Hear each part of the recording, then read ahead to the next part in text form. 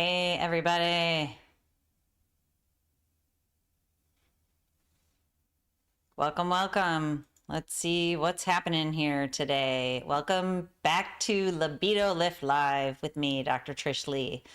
Okay, so let me just get myself organized here. And today we are going to continue our conversation on what the difference between libido and hypersexuality is. So hang on, I just need to get one thing situated and we'll see who's here. I don't have my chat box. Now I got it. Okay.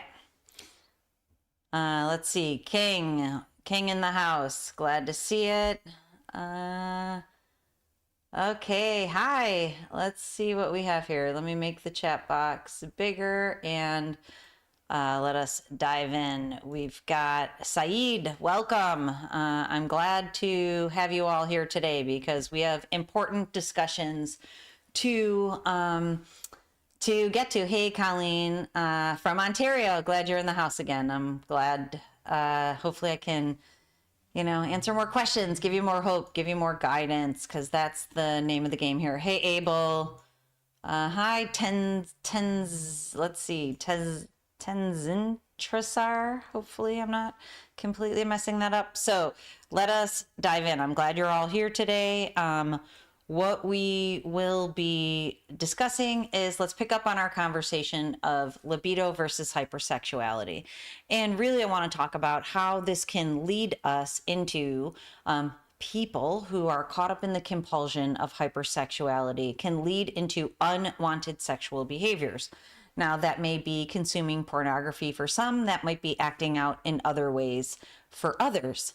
So I want to dive into that because it's literally only Tuesday, and I've had so many conversations with people about, that their partners are leaving them or mad at them, want to divorce them because they can't stop watching porn. And they understand that they don't want to, but they also want to. And this is the essence of compulsion and addiction. It's the essence of the difference between hypersexuality and libido.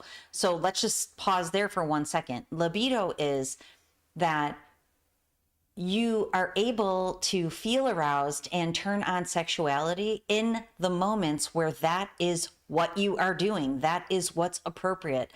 That is what is at hand. And that's a beautiful real world pleasure when it's shared with a partner. Hypersexuality is euphoric recall, fantasy, unreality keeps popping into your mind, either when it's not supposed to or when at times where it's calling for mood regulation. So you're doing your work and sexual thoughts keep popping into your mind. That's a call to let you know you're fatigued or you're stressed and it's time to deal with those things, approach and engage. It's not that it's time to be sexual. So that's the difference between libido and hypersexuality. All right, let me say hey to a couple more people and we'll get back. Hey, Bob from upstate New York. I am originally from Buffalo, New York. So welcome, welcome. Diamond Mind, a question about the benefits of semen retention. I'm happy to dive in. We talked about that the last 2 weeks. So there's also answers in the recordings from the last 2 weeks of this live. Let's see, how likely is it that a person can recover from porn addiction for a 25-year-old male that has consumed porn ever since he was 11? Is there any hope? Well, I'm going to pause there for Greg's question. And then, hey, Thabil, I'm probably crushing that one. Colwinder, I'm glad to have you here. Sting Weber, you're funny, Sting, but that's hypersexuality, my friend, but welcome. Alex in the house. Okay, so let us answer the question about if you've been addicted to porn for 15, 20 years, is there hope? Well, if you weren't here for the first minute of this live, I told you there is in fact hope. That hope is the very essence of this, that it's imperative that you have hope, But it's also imperative that you exercise pragmatic hope, as I call it. And I just talked to one of my clients about this. You can't be hopeful and sit around and do nothing. You have to be hopeful and do the things that you need to do to recover. And this is actually very scientific. And I love the idea of hope being scientific, as you can imagine. And I put it in my upcoming book, Mind Over Explicit Matter, which is going to be out March 18th. So before you know it, March 18th, it will be rolling out for real, but you can pre-order it right now. So please go to Amazon and pre-order it because it's going to be awesome. But the idea is that pragmatic hope, the scientific aspect, is the placebo effect versus the nocebo effect. The placebo effect scientifically is you believe that a treatment program is going to help you, and so it does. The nocebo effect is you believe nothing's going to help you, so you don't get better. It's also, there's a body of literature called learned helplessness. You learn to be helpless because you don't think anything is going to help you. Placebo, nocebo. The Mayo Clinic has a few different documents out on this idea.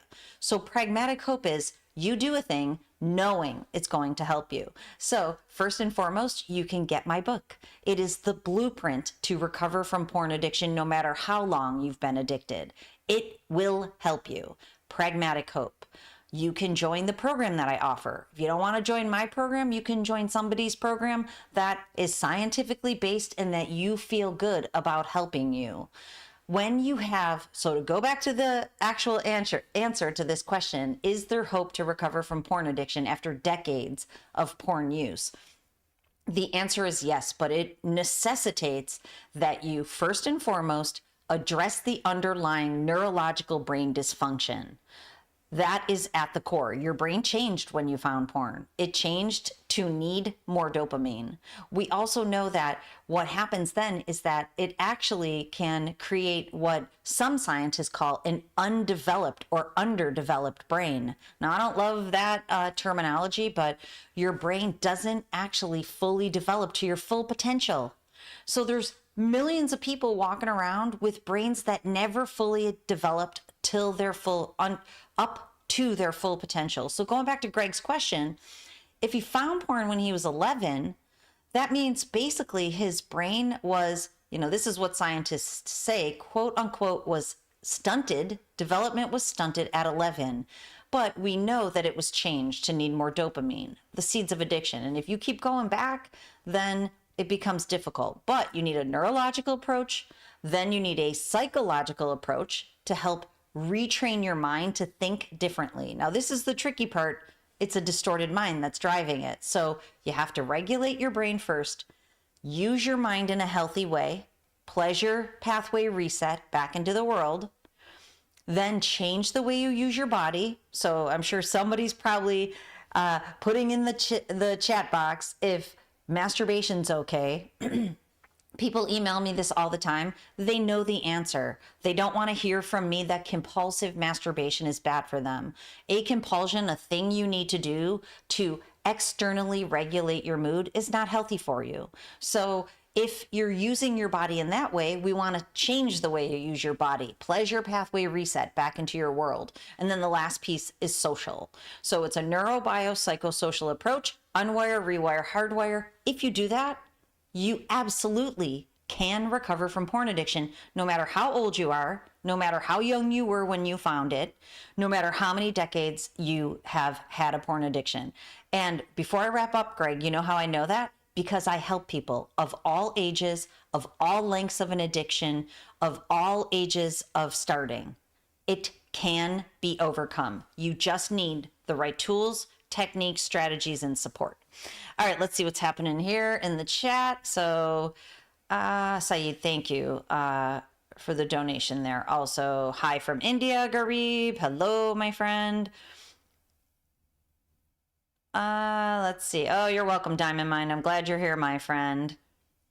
Let's see what we have here. Kawasaki, 2 months free, but I did look to some suggestive content sometimes. Does it ruin your progress?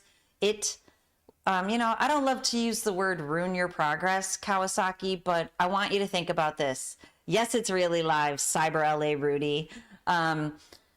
this is what I want you to think about, is that every single thing you do in your whole life, honestly, but when we're talking about porn addiction, everything you do leads you toward your goal or away from it. So the easiest thing, a brain hack strategy for this live, the easiest thing that you can do is to every single day create a list of the things that you're doing to move away from porn or explicit matter. That's why my new book is called Mind Over Explicit Matter, because I originally had it named Mind Over Porn. But in today's day and age, social media that's sexualized is becoming even more of a problem for many people. So explicit matter, it exists on a continuum. So if you're staying away from porn proper, that's beautiful. But if you're getting lower level dopamine hits from explicit matter or content in social media or anywhere else, it's not ruining your progress, but it is definitely taking you back onto the neural pathways of hypersexuality and porn addiction.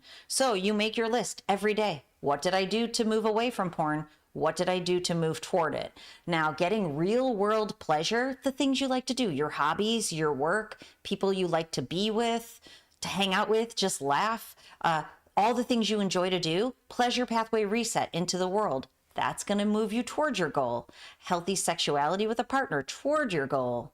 Eating well, exercising, getting outside, all things that are enjoyable, healthy pleasure, all moving you toward your goal. Explicit matter, being on social media too much, being on your screen all the time, not getting out of your chair, not moving your body, eating poorly, door dashing, all those things are easy button, moving you away from your goal. So think of that. Hey, Diamond Mind, you're welcome. I'm glad to be here. And you know what? I switched software, so I forgot to put the link out ahead of time, but I will be back next week and I will put the link out now so that, people know that I'm going to be here. I'm here to help. Okay, so tuxedo mask. Thank you, my friend. Let's see. Okay. Let me see. Oh, Halil, listen to the message, my friend. Okay, let's see. Provide information on those who are the opposite of those who end up suffering from ED, but instead everything acts as an increased cue sensitivity, the sight of even just a face. Okay, this is a good one. So this question, and this is nihilistic punk 24, my friend. I have to go back into something real quick, then I will answer this question. It's really important how you use language. I would totally encourage you to use a handle that lifts your action up, not one that reinforces the idea of nihilism. I'm more of an existential type of person. Think about our existence and how to make it better. Full potential type of person. So, that's what I would love for you to focus on with your language, because language is an extension of cognition, of your thinking. So, food for thought there, nihilistic punk 24. But moving on to increased cue sensitivity. So, when your brain tips over into ED, that's something that I call drain brain. We can talk about that in a minute if we want to, but focusing on increased cue sensitivity, that's part of something that I call strained brain. Strained brain is a brain that's running too fast and too slow simultaneously. So it's basically wired and tired. A wired and tired brain is looking for self-soothing to bring down the stress and the anxiety of the wired piece, and at the same time stimulation to bring up the fatigue, the overwhelm, the tired piece. So a strained brain pattern will look for more cues to make it feel better. It will look for the thing that it's used to getting high levels of dopamine from. So when it comes to porn addiction, that thing is sexuality. So now this happens to so many of my clients. I've heard this many, many times. Now you go out into the world and every woman you see becomes a cue, becomes a trigger. And it's because it's sexuality that's triggering dopamine drips or flow in your brain. And it is the linking of the dopamine to sexuality. And then the more your brain needs the dopamine for soothing and stimulation, the more you're going to be triggered. Whether you're triggered back into the screen to watch more porn, you're triggered to watch things, explicit matter in social media, or for many of the people I work with, when they go into the world, they will sexualize everybody they look at. Some people actually have euphoric recall of violent acts. They can't go out anymore because they feel like they want to enact violence against women. So it's the link, it's the cue, and you wrote it here, cue sensitivity. The cue has been linked for dopamine to women because that's what you're viewing, or it could be men, but you know, the sexuality. So even the sight of a face that is related to where you usually get dopamine can trigger that. How do you get back out of that? You stop consuming porn, especially the things that are triggering you, and you get into getting real world pleasure from your real life. Okay, so we have a question from Diamond Mind that was held for review, but not by me, by the system. The question Diamond Mind has is, does porn affect the brains of boys and girls the same? And scientific studies show the answer is yes. It's a dopamine dependency in the brain. It changes the brain to strain brain. It changes the brain to drain brain. I also see that in people that I work with. I've now seen thousands and thousands of brain maps. Jamie, who you all have met on the lives before, wants me to add up all the brain maps that I've seen, and we haven't gotten there yet, but it's a lot. And, you know, I've seen men and women's brain maps, and the patterns are the same. And I'm actually in the midst of you know, putting out a scientific study that shows that. Truth seeker in the house again. You know, there's people who don't think you're going to find people who don't think other people are highly qualified in every single aspect of, you know, the world. It doesn't mean it's true. So I love your name is Truth Seeker, but you know, truth is truth. If a person has the credentials and has the knowledge and experience and the skills, well, that's what needs to talk, not what somebody else thinks about them. Right now, Alex, the book is being printed in English, but there is a plan to print it in other languages. Thank you for asking. That's really cool. Okay, so had a slip 10 days ago. This is Sudhanshu Ranjan. Hopefully that's close. Slipped 10 days ago. Before that, I had a slip 20 days ago. Will I be tired? If yes, how long will it take to get stronger again? So, you know, the idea is, I already said it, but every time you have a slip, you're basically using the old neural pathways, not using the new neural pathways. So is it going to create fatigue? Maybe for you. For some people, for a lot of people, it does. I see that in the brain patterns. It's basically that dopamine flood increases alpha medium speed, drain brain, and it numbs you out, but it also leaves you too slow. And that's the fatigue that you'll feel. So how long does it take to recover? All brains are different. I've seen it in lots of people recover very differently. But the main thing I want you to hear is that slips are avoidable. If you had a slip 20 days ago and then 10 days ago, you need to learn from these slips. What led you there? It's most definitely a building of stress or boredom. We know that when people have a porn habit, it's about emotional regulation, which means you're going to porn to feel better. So figure it out, because early slips can be very informative and really help you out. But if you keep slipping, you're going to struggle and suffer. Up, down, your brain's going to really suffer because of it. And, you know, ultimately you're not going to succeed long-term if there's too many slips. Yes, Cyber LA Rudy, TikTok is absolutely terrible for people's brains. For sure. There's no doubt about that. Okay, so let's see here. From the UK. Yeah, Mason, welcome, my friend. Very good, Jason, Canada. Been porn free for a year now. Congratulations, my friend. That's totally awesome. Joseph Stalin, like I said at the beginning of this program, you want to get a strategy, my friend. I've just made a video. It will come out probably in a couple weeks where, you know, recovering from porn is a process. It's not an event. Committing at the outset is the event. The process has to unfold. Unwire, rewire, hardwire. It's imperative that you unwire your brain from the need for excessive dopamine to feel better, regulate your mood. It's imperative that you rewire your brain back to healthy, optimal levels, full potential. Hardwire is, it's imperative that then you protect that foundation that you've built of the lifestyle without porn. And I imagine that's what Jason from Canada is doing.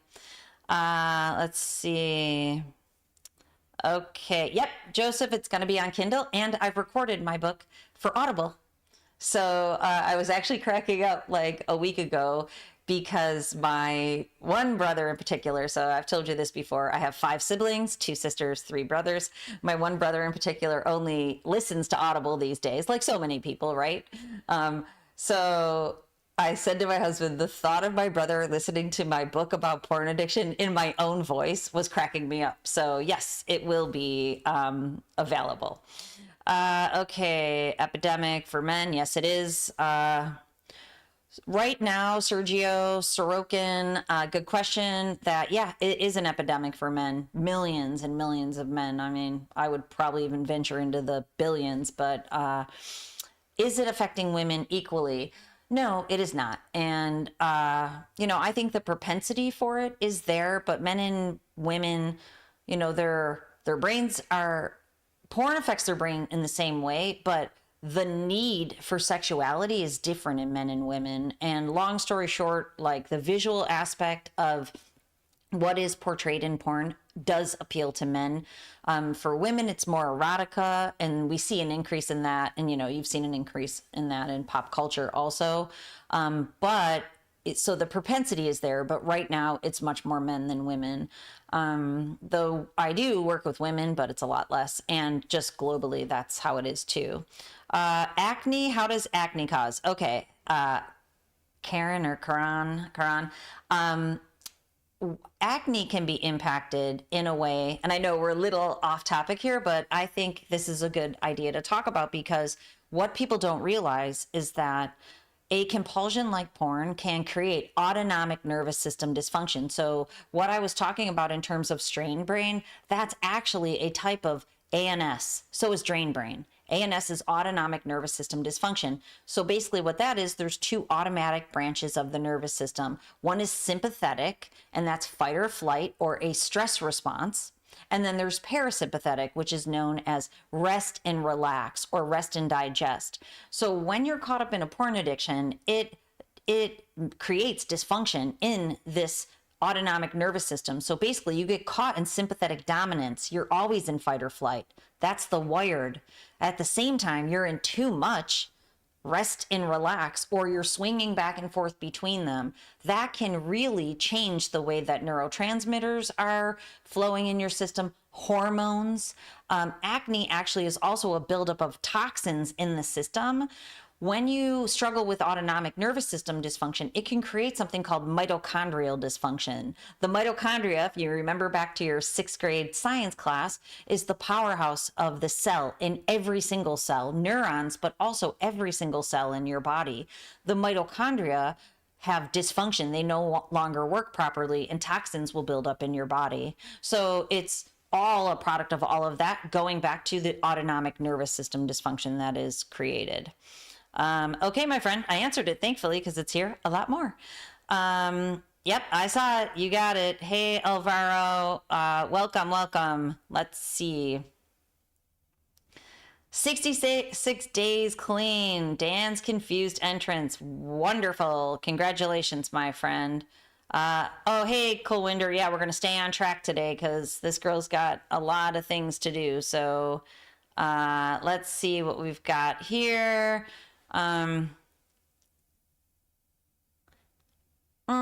Sergio, another good question. You've got a lot of good questions these days. So I did make a video about emotional neglect a few weeks ago. So Sergio's question is, do I think that young men who have emotional neglect from their mom in early childhood and adolescence, are they more likely to develop a porn addiction? This is 2-factored, okay? So the answer is yes, if they're exposed to porn. Because if a young person, boy or girl, doesn't have their emotional needs met, that's what neglect is. There's no real out and out abuse. And I've talked about my own experience, growing up in a big family, like I just told you, it's difficult, especially since I have a big family. We have 6 kids. I have a bonus son, and we have 5 kids, my husband and I. So we have 3 boys and 3 girls. We both grew up in families of 3 boys and 3 girls. It's the most difficult lifestyle to meet all the emotional needs of your children all the time. It really is. So I try to meet them when they need to be met, for sure, knowing I'm doing a pretty good job, but I literally can't do it at 100% because there's just not enough of me. But I show up for all the things that I need to show up for. But the idea is if nobody meets your emotional needs, you figure out how to meet them yourself. So if you're exposed to porn early during that time, then yes, then that's what you gravitate toward. And actually, I talked about this last week or the week before. Like for me, I gravitated towards knowledge and information. And that's why I've learned so much. That's why I've achieved so many degrees. That's why my knowledge is the thing that I love. And it's because that made me feel safe and secure. And that's how I met my own emotional needs. So it's twofold. But the most important thing is when you look at, explicit matter as a thing that you're using to offset the need to meet your emotional needs, then you can do something called reparenting. You can look back across your life, all the times that you needed someone to help you, and you can learn to reparent that. And then this is the coolest thing, the gift of, porn addiction recovery is the way I see it, is moving through the present into the future. You learn how to take care of your own emotional needs. You learn how to take care of them, but you also learn to confide in the people you love and be vulnerable and have intimacy and tell them what you need and allow them to meet your needs too. And I'll give you an example about that, is that when I was young, I felt like nobody met my needs. So as I grew up, every year I would buy myself a birthday gift and I would buy myself a birthday cake. I'd get myself a gift. So check this out. This is real growth, I think. So maybe like 10 years ago, my daughter Fiona is like, Ma, or Mama, she calls me. Decca calls me Ma, yo Ma. But Mama, she says, you don't have to make your own cake. We will make your cake for you. And I'm like, no, I got it. And she's like, we will make it for you from now on. And I had to go, okay, because I got so used to taking care of all of my own needs and not having any that I became self-sufficient. But that's not how you build connection.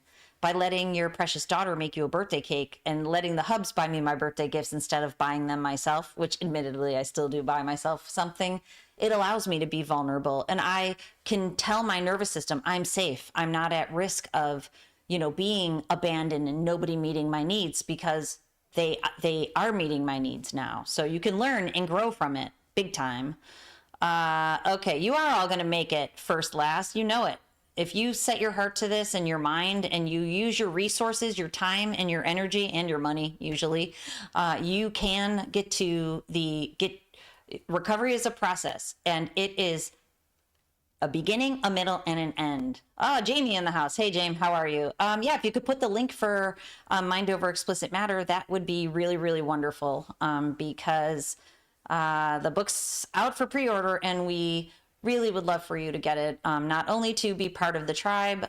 We are, really stoked to be able to make huge impact in the world. So Jamie will put the link in there, and that would be great.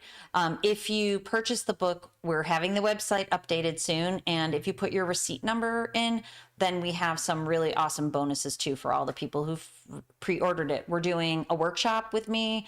We're doing an audio series. There's going to be a clip from the audio book that is out early. There's also going to be a guided workbook to work you through the book. So please get the book and then put your receipt number in once the website's updated.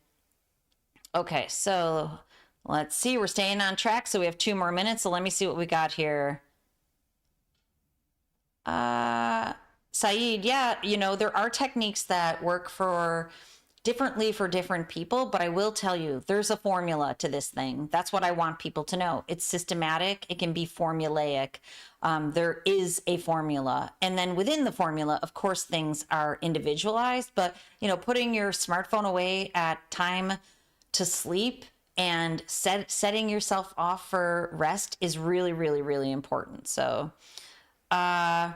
yeah, Manuel, I've already said that, I know everybody wants to hear that masturbating's fine, but if it is linked to fantasy and higher level mental and physical stimulation, you're giving your brain excessive amounts of dopamine, and the likelihood it leads you back or it keeps you stuck is high. And I see it in people's brains all the time, and I talk with clients about it all the time, so I know that for sure. Tor, game over, my friend. Let's see. Okay, one more question here and then we're gonna roll. Let me see what we've got here. Thank you, Jamie, for putting the link in. Okay, Slavko, great question. Are sexual fantasies normal during the process? Are they a relapse in addiction and do they set back the progress? They are very typical in the process because if you don't give your brain the dopamine that it's looking for, if it still needs high levels of dopamine, it's gonna find a way to try to get it. Euphoric recall and fantasy is the number one way that it does so. So I tell people all the time that typically masturbation and fantasy are the last things to go in that order. Porn, masturbation, fantasy. Fantasy creeps in, you have to learn how to push it out. The ways that I have people do it is number one, a pivot plan. We don't have time to go through the whole thing, but long story short, you can do push-ups. That's the easiest way. It changes your physical and mental space and it gets some healthy dopamine into your system. The other way is healthy fantasy. Plan a trip. Think about things in your present and your future, not the past. All right. So everybody, thank you so much for being here. Agreed, Masood. I would love to be on Joe Rogan. Somebody call him and tell him I'm ready. Thanks for being here. Halfway around the world. Yeah, I'm glad you're here. Okay, so thank you, everybody. Aston Martin, I hope you have a good day.